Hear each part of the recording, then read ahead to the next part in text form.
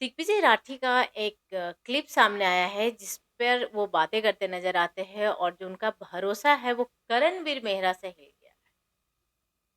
नहीं रहा दिग्विजय राठी का भरोसा और अपने दोस्त और भाई करणवीर मेहरा। अब भाई ऐसा क्यों हो गया? क्या हो गया? क्यों उनके दिमाग में ये बातें आई? चलिए बताती हूँ मैं, इस वीडियो पे बने रहिए लास्ट तक। और अभी तक अगर जो मेरे चैनल को सब्सक्राइब नहीं किया है तो कर लीजिए, क्योंकि आपको यहाँ पे सारे अपडेट मिलेंगे।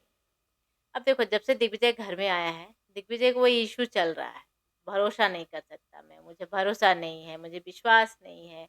मैं यहाँ पे गेम खेलने आया हूँ, मैं शो जीतने आया हूँ, मैं ट्रॉफी जीतने आया हूँ। आई एप्रिसिएट एवरीथिंग। पर आपको ना, मतलब अगर जो हर बार एक छोटी-छोटी चीज़ों को आप नेगेटिव ले जाकर सोचेंगे, तो वो कहीं न कहीं फिर नेगेटिविटी बहुत ज़्यादा बढ़ जाएगा।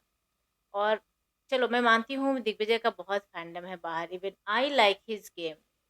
पर इस तरह का शक अपने दिमाग में लाना इज़ नॉट गुड, जो कि दिग्विजय कर रहा है। अब देखो, रजत वाली बात थी, चलो एक कॉपी हो गया, बट ऐसा भी नहीं है यार कि बिल्कुल ही खत्म हो गया। उसके बाद भी रजत उसे टाइम गॉड बनाने में इतना हेल्प किया था, पर वो था कि बिल्कुल लगाया ही नहीं, झटक दिया कि नहीं भाई, दोबारा नहीं, मैं मौका ही नहीं दूंगा, मैं चांस ही नहीं दूंगा। दिग्विजय ये भी बोलते नजर आए हैं कि मेरे पास्ट में ऐसा ऐसा चीजें हो गया है कि मुझे अब किसी पे भरोसा करना बहुत मुश्किल है, पर you have to come out from that. अब यहाँ पे करणवीर के साथ क्या हुआ, ये बातें मैं आपको बताती हूँ।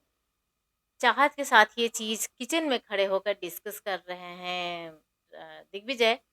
और उनको कहीं न कहीं ये चीज़ें बॉदर किया है कि जो टाइम गॉड का टास्क था, जहाँ पे रजत एंड दिग्विजय लड़ रहे थे, और जो वहाँ पे वॉल बनाना था, वहाँ पे उन्हें लगता है कि मैं डिस्क्वालीफाई इसलिए हो गया था, क्योंकि करणवीर ने लास्ट में डोमिनोज़ उठाकर फेंक दिया था। और यही रीज़न देते हुए ईशा ने उन्हें डिस्क्वालीफाई कर दिया और जस्ट एट अ टाइम रजत को अनाउंस कर दिया नेक्स्ट टाइम गॉड।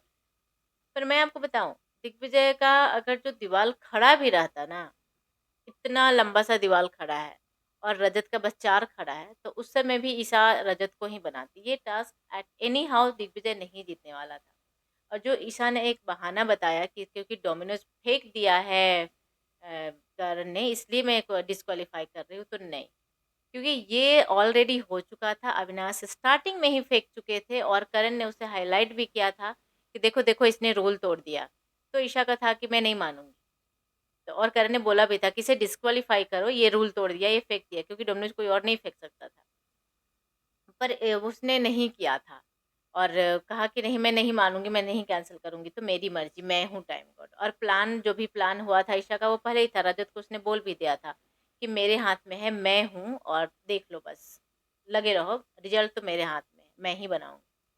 तो ईशा का ये डिसाइडेड था, पर यहाँ पे दिग्विजय के दिमाग में ये चीज़ें आया है कि कहीं जानबूझकर, वहाँ पे चाहत का रिप्लाई ये था कि नहीं, मुझे नहीं लगता है कि उसने जानबूझकर फेंका है, क्योंकि तुम्हें हराना चाहता था।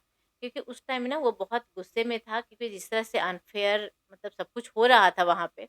और ईशा अपना, जब अविनाश ने किया तो ईशा ने कुछ नहीं बोला, और ईशा जिस तरह से सब कुछ अपना डिसीजन सुना रही थी, कुछ और ही वे में जा रहा था। तो इसलिए वो बहुत गुस्से में था और गुस्से में बस उसने एक ही तो फेंका था, और सही बात है, उसने एक ही फेंका था। पर अब दिग्विजय के साथ भाई कन्वर्सेशन हो रहा है, उसने पॉइंट रखा है, तो कहीं पर चाहत नहीं चाहते हुए भी, मतलब इन बातों को बोलने के बाद फिर चाहत जो अपना एक व्यू देती है, वो ये देती हैं कि हाँ भाई, अगर जो मतलब तुझे लग रहा है तो हो भी सकता है। तो इस तरह से दिग्विजय के मन में फिर करणवीर के प्रति एक बहुत बड़ा शक पैदा हो गया है और भरोसा हिलते हुए नजर आ रहा है। भाईचारा में एक दरार दिखा मुझे, दोस्ती में एक डोर थोड़ी सी लूज होते नजर आ रही है। तो चलिए, आगे आगे एपिसोड में देखते हैं और क्या देखने को मिलता है। बने रहिए वीडियो पे। Thank you so much everyone. देखते हैं टिल चैनल को सब्सक्राइब कीजिए, वीडियो को लाइक और शेयर जरूर कीजिए।